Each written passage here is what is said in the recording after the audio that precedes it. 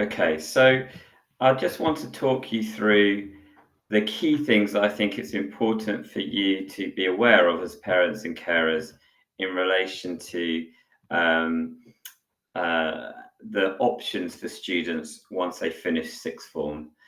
Now, this is a process that we've been talking to the Year 12s about since around January when we started this process, and it's really picked up pace over the last few weeks.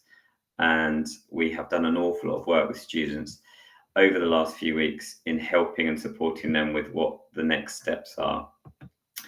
So when we think about routes after sixth form, so we would really talk about four different key routes. The first one being university. That is by far the most popular option. Around 90% of our students will apply for university. Secondly, apprenticeships, which is a growing area and something which we really want to encourage students to be thinking about as a viable alternative to university. And it's really pleasing that quite a lot of our students this year are. And then, of course, there is the option to go straight into the world of work or to take a gap year, whether that's to gain more life experience or in some cases to maybe have another go at some exams or to apply again to university with a different application. So the key ones I'm going to go through for time reasons are university and apprenticeships, because that's the two most popular options that our students will go through to. So let's start with university. And for those of you who are unaware, who haven't gone through this process before, the way that students apply for university is through an online portal or hub called UCAS, and UCAS just stands for University and Colleges Admissions Service. And so students don't apply for universities directly, they don't apply for individual universities, they do one application through UCAS, and that gets sent to all the universities they apply for. And all of our students have been introduced to this service now, and they have all begun the application process. They've all been given a UCAS application guide and been talked through this information. So there are four sections to the online UCAS form. The first section is their personal profile. So that's key things in regards to their personal details, nationality details, supporting information, and finance and funding, which I'm going to talk about in a second. But it's just the key information about them. And I'm pretty certain that almost all of our students have now done that, and they would have done that on one of their My Future days in June. The second section is primarily for their education. So they need to put in their GCSE qualifications or their level 2 qualifications, and they need to include their AS levels, and they need to include their A levels where their grades will be obviously predicted grades. So they need to put all of that detail in, which will help universities to determine who they want to make offers to. And really, it will be their predicted grades, which will be sort of the first thing that will get them through to the next stage of an application process. The first thing an admissions tutor is going to look at is, well, what are their predicted grades? How close are they to our entry requirements? And I'll talk to you more about that in a second. It's also the part where they can put any employment, but it doesn't harm them at all, doesn't disadvantage them if they don't have any paid employment. So just a quick note about finance, because I know that is of concern to students and obviously to you as parents sometimes, because university is not cheap. It's £9,250 a year for tuition fees at almost all universities, irrespective of quality. But the main thing that I say to students is that in my mind, and I know that this is something that that would be widely thought, that no matter a student's financial circumstances, they should be able to go to university irrespective of costs. And I don't really ever want for students to feel they can't go purely for a financial reason. And there is a lot of financial support for students in terms of university. So all students, irrespective of financial situation, are eligible for a tuition fee loan, and that covers the full course of the course. That money doesn't ever get paid to the student or the parent. It goes directly to the university. There's no means testing for that. On top of that, students also get support, financial support for their living expenses. Now that is means tested, so everyone gets a certain level, and then it is dependent on parental income, only parental income. And it also depends a little bit on whether a student is living at home or living away from home, and where their university is. So a student living away from home in London is going to get the most loan from that section of the financial support. Now, there's lots of good information to help students and parents with this. I want to direct you to the link on the screen, and I'll send a copy of this to you. But Money Saving Expert has a really good overview of the latest student loan information, because we're on to what's called Plan 5 now. So there's been other versions of student loans throughout the last couple of decades. But you hopefully can see on the screen there that the student loan is not like any other loan that anybody would take out. For one thing, there isn't really any extra interest beyond what's called the retail price index, and they've taken that away now. It used to be retail price index plus 3%, but the plus 3% is gone. It's a loan that has a 40-year term, and if it's not paid back within that 40 years, it gets cancelled. And the latest projections are about 48% of students will never pay back the full loan over those 40 years. And that's partly because the rate that you pay back depends on what you earn. So if you're not in a job or you're not earning a significant amount of money, then you are not actually paying a huge amount back. And so Martin Lewis, who's a money saving expert guy, would say that actually these days it's more akin to a graduate tax of 9%. So if you go to university, then for a period of 40 years, you're likely to be paying a 9% extra tax. And the statistics show that on average, graduates earn more than non-graduates, so it will equal itself out. The other thing to bear in mind with finance is that there is actually a lot of free money around for students, depending on their circumstance and the course they want to apply for. And there's an excellent website called Black Bullion, which we will be introducing all students to, which basically combines and is a one-stop shop for all the different scholarships and grants that are available to students around the country and from different universities. And that would be a useful thing for students to look at. And I know also that, having spoken to some students who may feel uncomfortable about getting a student loan for religious reasons, and I will provide some other links to support that decision making. But my suggestion on that is always to speak to your local religious community about your concerns or about their guidance in relation to student loans and religious obligations. But there is a lot of support for students, and it is important that if they want to go to university to realize their aspirations, then they really should feel empowered to do so. So how do they apply? Let's continue. So the next part of the form will be their choices. So students will have to make up to 5 university choices. They don't have to, although we recommend that they do, to give them the most amount of options. And there are some limitations. So if a student is applying for Oxford or Cambridge, they can't apply for the other. So it's either Oxford or Cambridge. And also there's some restrictions. So if a student is choosing medicine, they can't have all 5 choices as medicine. They have to have at least one that is not a medicine degree course. All their choices, and this is what we tell the students, should have a range of entry requirements. And so we ask students to be thinking about their current grades and how that might impact their predicted grades, and be thinking about universities that range from maybe a grade over their predicted grades.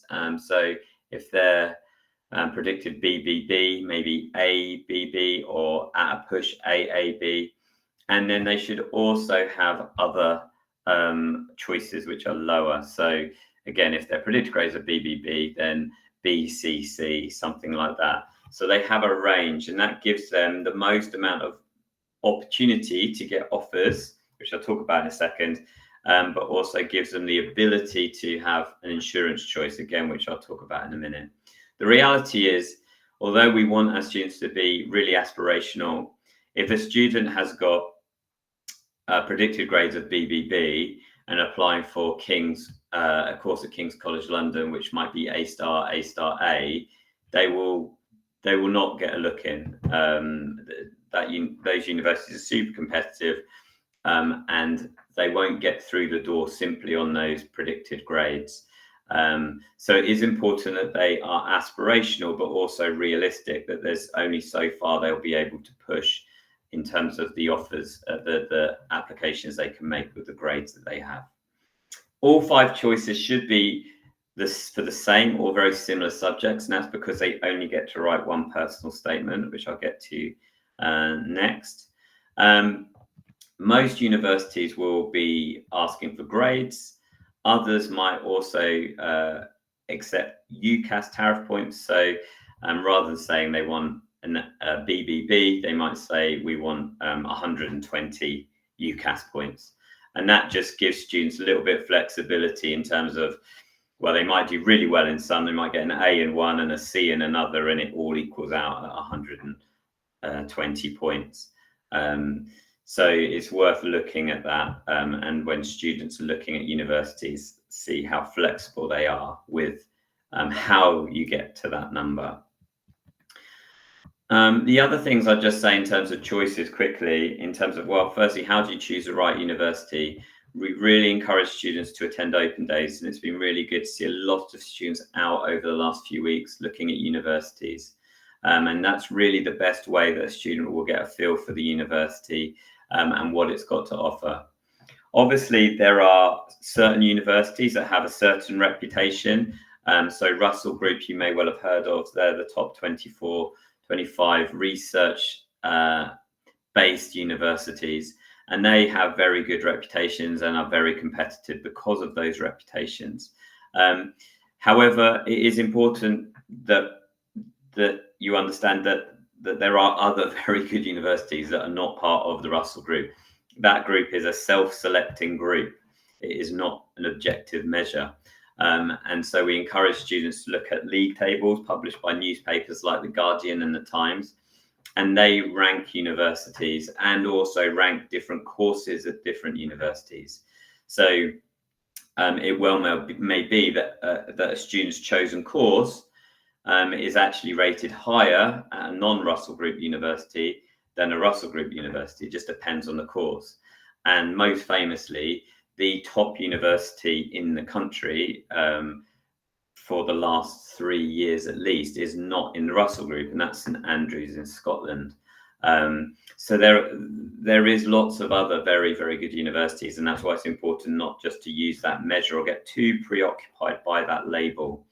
There is a government rating of universities called the TEF, and that should give students and parents a good idea, and it's bronze, silver or gold of the quality of education. And that is important because you're going to be spending £9,250 a year regardless of which university you're going to. So it is important that students are making sure the university they're going to is going to be value for money. There are also other comparison sites they could use. It's also important for students to choose the right course. If your daughter is not sure about what to study, then we often say to them, well, think about what you're enjoying at school or even outside of school. You're going to be doing this for 3, maybe 4 years. You want to be passionate and interested in it. or think about what you might want to do after university, and what would you need to do academically in order to put you in a very good position to be competitive in that. So it is worth them thinking about that. Sometimes there can be sort of odd things that sort of go against that. So, for example, if a student was thinking about a career in law, it doesn't actually necessarily follow that they should study law at university. A lot of people who go into the law profession will study a different degree, something that they're really passionate about, and then they'll do a law conversion course for 1 year, and that will give them the qualification they need. That's also often a very good way in, because law courses at the most prestigious universities tend to be highly competitive, particularly with international students. It's important that they think about work experience, and also that they use Unifrog. That is the online platform that we give students access to, that has all of the information. It has course guides, it has career guides, it has all the information for students to look at university courses, look at entry requirements, make shortlists. And tomorrow I'll be sending out the latest parent update for sixth form. And in that, I will give you the information about how you can log into Unifrog, and you can use that with your daughter to look at what they're looking at, and you can work through that with them if you want to. But I really do recommend you do that, and have those conversations with them about that. So once they've chosen their course and their universities, they then have to write their personal statement. So this is really the key part of a application for students looking at competitive universities, because everyone will have the grades. So what do universities do to tell students apart? Well, they're going to firstly look at their personal statements, and that's 4,000 characters for them to show off why they want to study that subject and what they've done that makes them would be a good student in that subject. And so students have already had some support with this. They've already, pretty much all of them have written the first draft of their statement, which their tutors are giving them feedback on this week while they're away on work experience. And the personal statement really needs to demonstrate their passion for the subject. It needs to demonstrate the kinds of activities they've done outside the classroom that show that passion and that interest in the subject. And then maybe something about their wider skills demonstrated through extracurricular activities that would demonstrate them as a good learner, or a good contributor to the university culture. So we use Unifrog for this, and this screen shows you the way that Unifrog gets students to lay out their statement. So again, it would be worth you checking this with your daughter. Like I said, I think pretty much 90 out of 109 students have now done this. And it separates it into 3. Why do you want to study the subject? The second section is, what have you done in the past that makes you particularly suitable to the subject? And that is really the key. And that's why we encourage students, encourage students all year to be reading around, to be listening to podcasts, watching lectures, visiting museums, doing online courses, insight days, because these are the things they need to use. We don't want them to be talking about what they do in maths or what they've been doing in their history lessons, because every student in the country is doing that. We want them to be above all of that, and that will be more impressive. So they need to talk about what they've done, what it's taught them, and how they've reflected on that and what they've done because of that. So I've read this book. One of the key things that came out of it was X, Y, or Z. This made me think about this subject, which led me to go on and listen to this podcast. That's the kind of thing that universities want to see, and they'll read them really quickly, like, I don't know, 1 minute, maybe 2 per personal statement. That's what admissions tutors tell me. And they're just looking for these key things. Where have they evidenced what they've done? Where have they evidenced their interest? So it's very important that students really prioritize getting this done. And the reason we've asked them to do a draft before the summer is so the tutors can give them some feedback, which is going on now, so that they have the summer to redraft. I don't want students to be spending a lot of time in year 13 thinking about personal statements. They've got studies to be getting on with. And so this is a time to really be crafting that as far as possible. Obviously, if a student is unsure of what they're doing, then there's things that there's parts of this that they have to do later, but there's still plenty that they can be doing with this particular part of the application.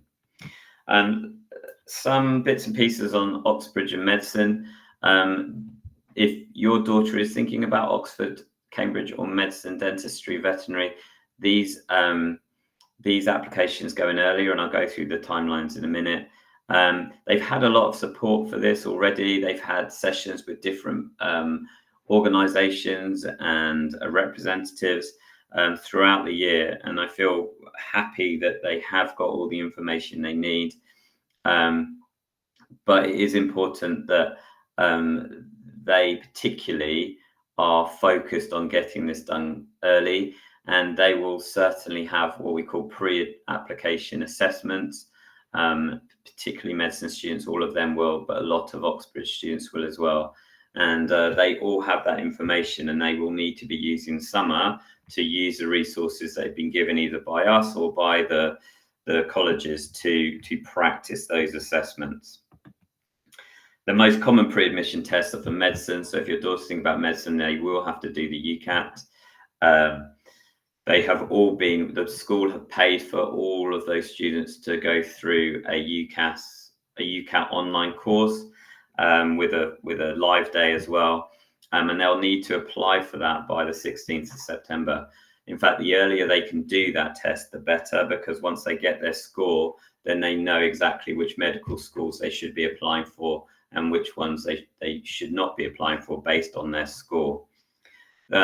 Some students may also do the LNAT, which is for law at some universities, as a handful, King's, SOAS, and a few others. And the deadline for that is 15th September for Oxbridge, but it is later for other universities. And again, we've given good resources for students to be practicing that over the summer, and we'll be working with them in September. There are other tests, but they're mostly confined to Oxbridge. And I'll send out the list with everything else tomorrow. But to be aware that there has been a change, in case you were aware of this before, it used to be the school would apply for a lot of these tests for them. Students now have to do that all themselves. They are administered by this organization, Pearson VUE, which you may know do things like the driving license theory test. And they have to book them privately, and they have to sit them outside of school. And I think the nearest Pearson VUE Centre to the school is in Uxbridge, in one of the shopping centres, I think. So the deadlines are on the screen here, so you can see exactly what we're aiming for. So their predicted grades will be issued very quickly when they get back. Students will have already had their AS exams, which will give them a very good indication of what their predicted grades are. In most cases, in almost all cases, predicted grades will either be the same as their AS qualification or one above. They will never be lower than that AS qualification. Sometimes they will be one above, depending on how that student performed during the year. There may be circumstance where a student has extenuating circumstances where they didn't do well in the AS exams, and we may be more generous and predict them 2 grades above. But we have to have a sense of realism in our predictions. That's part of our professional responsibility. But they'll be released on September the 11th anyway. If students are looking to do a pre-admission test, even though they have to book them themselves, I want to have confirmation from them that that's what they're doing, just so that we know that they've done it when they need to do it, and also that we can give them support. Students that week should also be handing in a second draft of their personal statement through Unifrog to their tutors to check. And then if a student is applying for Oxbridge or medicine, their full application has to be done by the 27th of September. And then the deadline for all other university applications is Friday, the 22nd of November.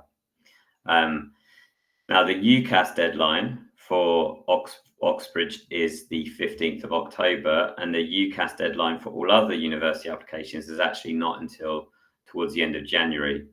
But we have to push that earlier at school because we have to do a lot of checking. So once a student has sent in their application, it actually comes to us. We have to check it carefully. We have to make sure everything is where it should be.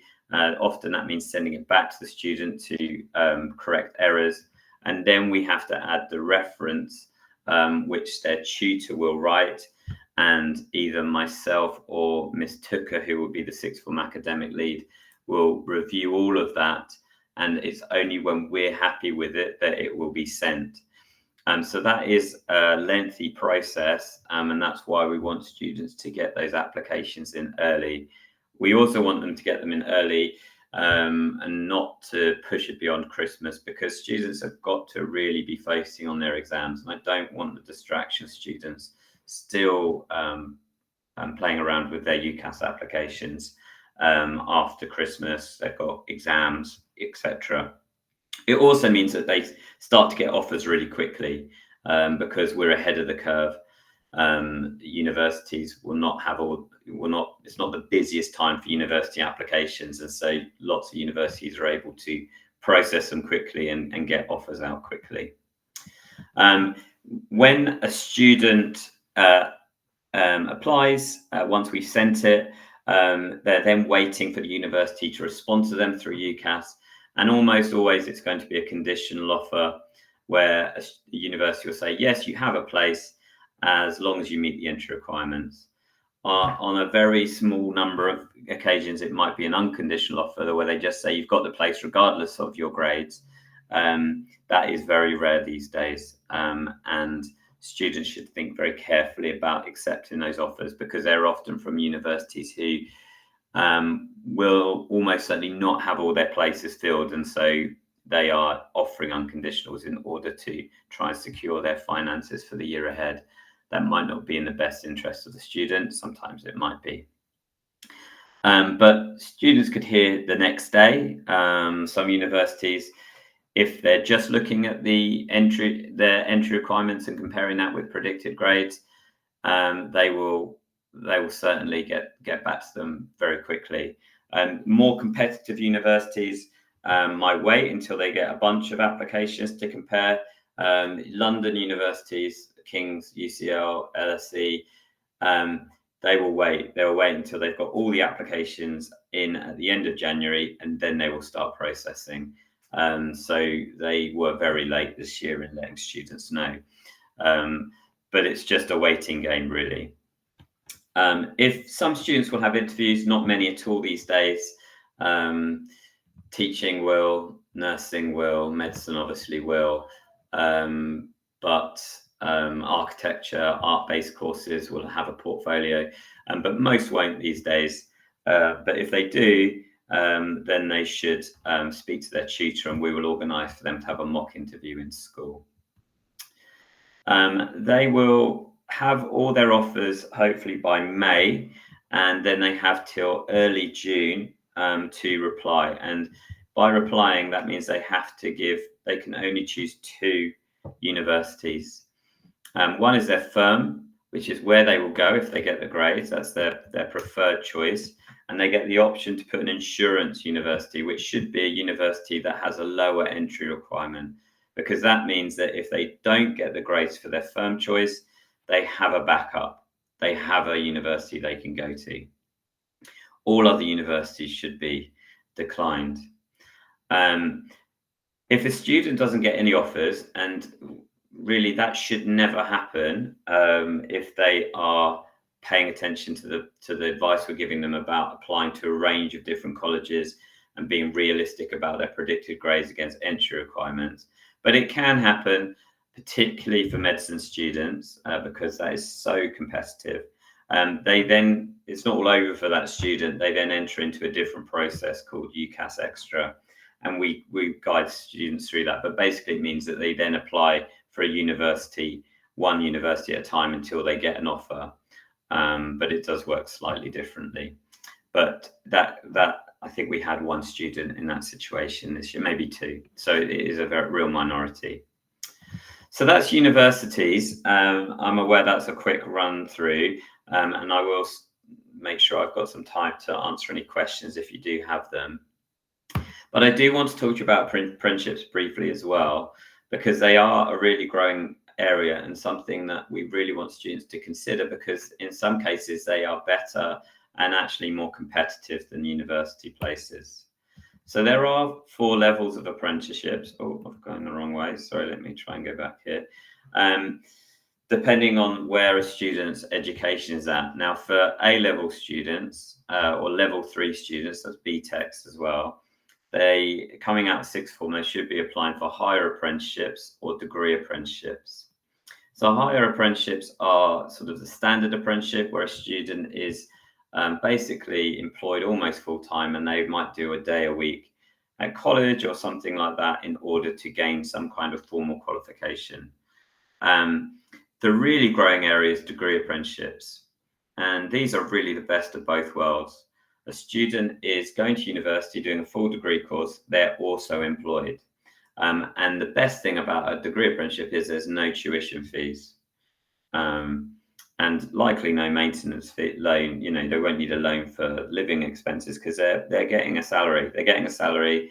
Their university course is being paid for them, and ultimately it might take them slightly longer, so maybe 4 or 5 years to complete the degree. But they are also working full time, and there are more and more of these being offered. They are, in many cases, more competitive than quite a lot of university courses. So then it's not the easy option, but it is something that students should really consider if they have a really good idea of a career they want to do. And they can be in all kinds of sectors, as you can see there. There's a whole range of different sectors. And I would say if a student has a good idea of the career they want to go into, they should be looking at university and apprenticeships side by side.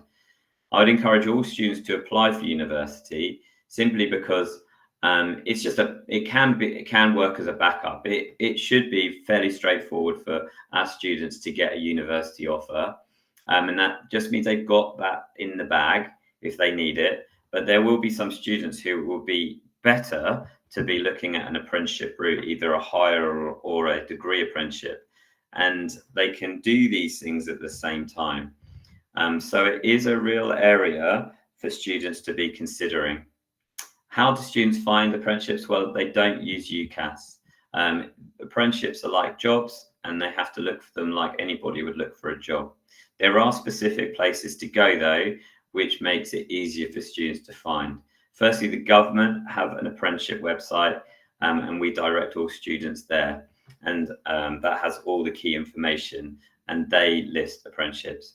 But there are other really good organisations who specialise in this area. Not Going to Uni is one, Rate My Apprenticeship is another, Get My First Job is another. And these are organisations or businesses that our careers advisor in school really rates and recommends students to use. And really, they have to go on, they can register, they can put their details in, they can put the kinds of things they're interested in looking at and the locations they'd be willing to work in, and they just have to keep looking and wait for those alerts to come up. And their application process will depend on the organisation. We encourage students to have a CV because some will look for a CV, and we ask students to use Unifrog again to look at that. And our careers advisor plays a big role in supporting students with these types of applications. They will review their CVs. They will make sure that they are competitive. We want to encourage students to make sure that they are demonstrating experience in the field that they're applying for a job in. So work experience, work shadowing, all of that is really valuable for a student. and they will need to develop their interview skills. All of our students had a whole day of interview training, oracy communication training in June, which hopefully was really helpful. But there'll be a number of different application stages. So again, we would offer mock interviews for students to help them to understand how to do that. But that's again something that can be done as well at home, preparing for interviews, asking questions, getting students to think about how they would respond to certain situations. So that's a brief look at apprenticeships as well. So like I said, they're the two main options, and we've encouraged all students to be looking at both of those as viable options for them. So what's next for students, and what can they be doing over the summer with your support? So all students have been told that these are the things they need to be doing. So over the summer, they should continue to be using Unifrog, particularly to research future options. Thank you for that question. I'll get to that at the end, but good question. So they should be researching future options. If they should be completing a second draft of their personal statement. If they are really unsure of what to do next, as I've said to them all year, they need to be intentional and take initiative with that. It won't just suddenly appear to them that this is what they need to do.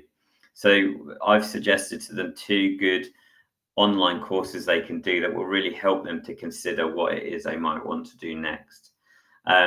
Lots of universities will have open days over the summer. Even if they don't, if your daughter is interested in studying, I don't know, up in Birmingham, they don't have an open day, it's worth just having a little look around anyway, popping up there, having a day out, seeing the area, seeing where the campus is, all of those types of things. Even when universities don't have open days, they're often still, the campuses are still available for people to walk around. Students need to continue to complete supercurricular activities so they can strengthen their personal statement. What books could they read? What courses could they do? What could they listen to? Where could they visit over the summer? That could be used. And anything that isn't used in a personal statement, because they won't be able to put a huge amount in there, will then be used by their tutor for their reference. So the more they do doesn't just help their personal statement, it then develops the reference that the tutor will give and gives more depth to that as well. So the more you can encourage your daughter to be actively engaged in pursuing the area of study they want to outside the classroom over the summer, the better it will be for them. They can look for further work experience opportunities. And if they do have any pre-admission tests, so law, medicine, maths at some universities, and Oxbridge is really the only other ones, they need to be getting on with those tests. They should really every week be doing practice tests, and every one of those tests has huge amounts of resources online for free. No one really needs to be paying for anything. They have tests, they have answers, they talk people through them. So the more practice they do, the better they will be with those things. And that's another thing they can be doing over the summer. Okay, so that's really it from me as an overview. So I'm quite happy to answer questions. Feel free to either put them in the chat or probably best to keep them in the chat, and then I can just go through them in step-by-step order. So the first one was about when should you start applying for apprenticeships? That's a great question. So some of the bigger organizations like Google, BT, big companies, because their apprenticeship schemes are so well structured, they will be advertising from around November time,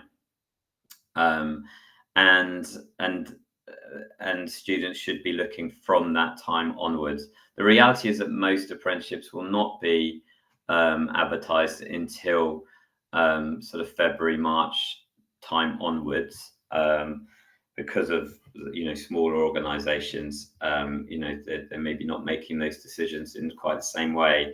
But I would say that students should, if they're looking at apprenticeships, they should be subscribing, giving their details to all of those organizations that I suggested, and on looking on a weekly basis for opportunities from really after October half term. That would be my advice there. Next question was about how do you get to know on the open days? Yes, so there is a really good website called opendays.com, and all of the university open days are listed there. Also on Unifrog, if students are searching for universities, on the university information page, it will also give the dates of the open days on there. So no, you don't need to go to each individual university's open pages. Opendays.com is excellent, and so is Unifrog at compiling all that information. Will the apprenticeship provider tell you where the university is located? So yes, the employer will have have connections or agreements with certain universities in regards to where that study will take place. In my experience, if the location of the employment is in London, for example, then the university is equally also going to be in London. But that again is another thing to look at in relation to the degree apprenticeship route, is not just the opportunity, but also where will the study take place as well. But obviously it's the university, it's the employer paying for quite a lot of the tuition fees, so they are going to want to ensure that that's good quality. Next questions. How would universities know the A-level results? Okay, so it is an automatic process. So students don't need to do anything. In fact, the universities know the A-level results even before we do in school. We get the results the day before. The universities get them 2 or 3 days before they are published. So that all goes through UCAS. So UCAS get the grades from the exam boards. They then give them to the universities, who can then use that to make decisions on offers. So obviously, if a student has a conditional offer and they've met the entry requirements, then they get the place. But it might be that universities will also then go, well, let's look at our numbers. Actually, a lot of people missed their entry requirements. That means we've got more space than we thought. So we can also offer this person a place as well. So what happens on results day is actually students can, and it was the case, it's less so now, they would get an email from UCAS before they'd even get their exam results from school, letting them know whether they'd got their firm or insurance choice. So they would know that before they even got their exam results. UCAS have delayed that information slightly so that hopefully students can do it the other way around, but ultimately they get an email early in the morning. I think it's about 8:30. I need to double check because I did change the time. It could be even 9 o'clock now, but letting them know their result. And they can also log into UCAS with the result of what the university is saying to them as well. So yeah, students don't need to do anything in relation to that. Business, so there isn't any specific business courses at Oxford or Cambridge. There are things like economics and management. That's probably the closest you'd get to business at those universities. Unifrog does not show all courses. So Bayes Business School may be listed under a different university, because I think Bayes Business School is connected. Forgive me, the university has escaped me now. No, it's gone, but it's likely that it is it's connected, or it might be listed under a different university. My understanding is Unifrog does list everything, that it is comprehensive, but I can double check that. Yes, City, thank you, that's it. Yeah. So it should be listed under that, but if it's not, I'd be interested, and I'll be talking to Unifrog about that if it's not limited there. Ultimately, it does depend a little bit on how they search for it on Unifrog, but yeah, I'm quite happy to look into that further if if they're not receiving all of that information. Obviously, they don't need to just look at Unifrog. So UCAS itself has a really good search site as well. And also, as I've advised, students should be looking at the league tables for the subject, and then they can look through the universities and establishments that are well rated and use that as a guide as well. Next question: is it possible the students made a firm acceptance, they meet the condition, but their place not confirmed? No. If a student has got a conditional offer and they meet the entry requirements, they have a place at that university. They can't have that place taken away from them because other students might have got better grades. That is their place. It is an agreement, a contract between a university and a student. When a student accepts the offer, they are in a contract then with the university saying, I am coming here if I've got these grades. It doesn't mean the student has to go there. The student can decline that place in the summer if they want to do something else. That's absolutely fine. They have the ability to do that. But universities can't do that. They can't decline the student. Okay. Is there any other questions? Okay. All right. Well, great. Thank you for your time. If you do have any other questions, please feel free. I always put my email on the updates I send. Very happy to answer any of your questions, or you can ring the sixth form. I'm quite happy to chat with you. I know it's a really important time for your daughter and also for you in your support of your daughter in this time. Hopefully it's really exciting. I find it really exciting this time of year, particularly when they start to get their offers. If you have any questions, if I can be of any more use, then do let me know. But otherwise, I hope you enjoy the rest of your evening and have a great summer when it finally comes. Thanks very much.